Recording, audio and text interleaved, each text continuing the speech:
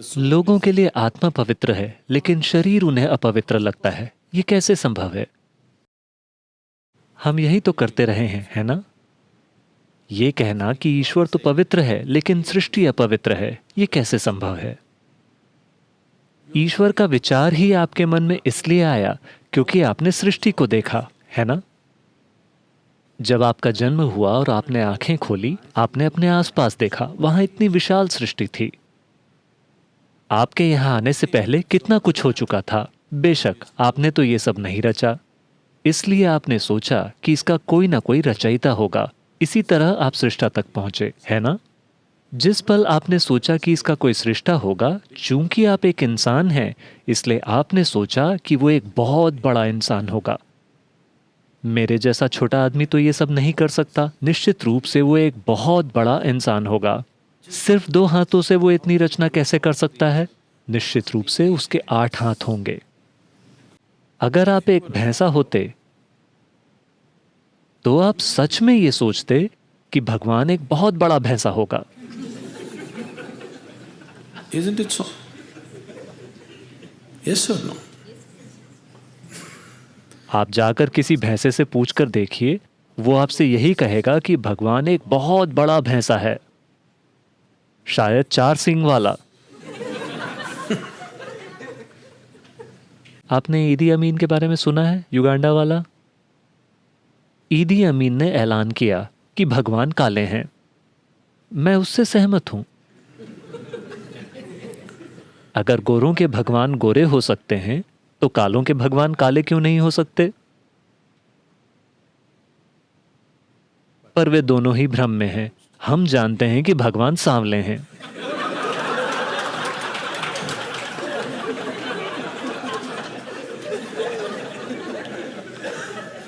क्योंकि वे खुद हमारे पास आए थे।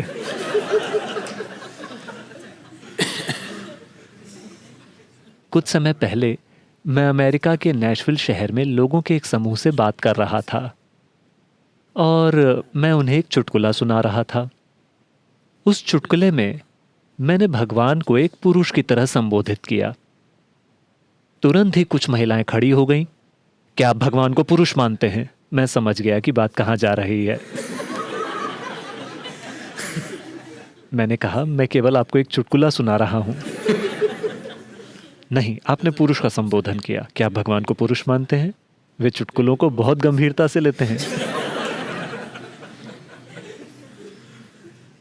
अब औरतें बहस कर रही हैं कि भगवान एक औरत भी हो सकते हैं। ऐसी समस्याएं केवल उन संस्कृतियों में ही हैं।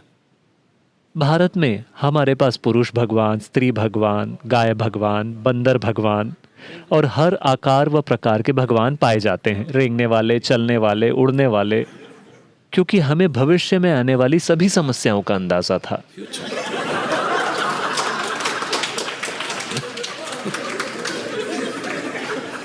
देखिए, इस ग्रह पर जब पुरुष सबसे शक्तिशाली बल था, तो स्वाभाविक रूप से पुरुष ही भगवान था। अब महिलाएं भी ताकतवर होने लगी हैं, तो वे भी सवाल करने लगी हैं कि भगवान एक औरत क्यों नहीं हो सकते। मान लें कल अगर कुत्तों को बहुत सारी ताकत मिल जाए, जो उन्हें मिल ही रही है, तो कुत्ते भी पूछेंगे कि भगवान एक कुत्ता क्यों नहीं हो सकता। डॉग और गॉड की स्पेलिंग भी एक सी ही है।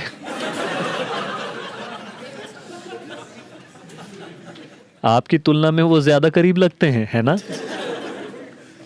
भगवान के बारे में जो आपका विचार है, वो केवल खुद का ही एक बढ़ा चढ़ाकर बनाया गया संस्करण है ना? भगवान के बारे में आपकी सोच केवल खुद को बढ़ा चढ़ाकर बनाई गई है। देखिए, अभी तक आप अपने आप को ही परिभाषित नहीं कर सके हैं, है ना? आप अपनी जो भी परिभाषा देंगे वो सही नहीं होगी। किसी भी प्रकार की परिभाषा काफी नहीं है पूरी तरह से इस जीव का वर्णन करने के लिए। जब सृष्टि का ये छोटा सा टुकड़ा ऐसा है, तो सृष्टि के स्रोत को आप कैसे परिभाषित कर सकते हैं? आप इसे न तो परिभाषित कर सकते हैं, ना ही इसे समझ सकते हैं। आप केवल इसमें विलीन हो सकते हैं। आप इसका अनुभव कर सकते हैं। आप इसे कभी जान नहीं सकते। आप इसे ज्ञान नहीं बना सकते। आपको ईश्वर के बारे में जो भी ज्ञान है, वो पूरी तरह बकवास है, सांस्कृतिक बकवास। जिस भी तरह की संस्कृति में आप हैं, आपका ईश्वर भी उसी तरह का होता है ना? इसका केवल अनुभव किया जा सकता है। अनुभव का अर्थ ये नहीं है कि आप इसे खा सकते हैं या आप इसे समझ सकते हैं। नहीं, आप बस इसमें विलीन होकर ही इसे अनुभव कर सकते हैं और कोई तरीका नहीं है। इसलिए हम केवल विलीन होने के उपाय तलाश रहे हैं ताकि हम उसे अनुभव कर सकें जो हमसे कहीं ज्यादा विशाल है।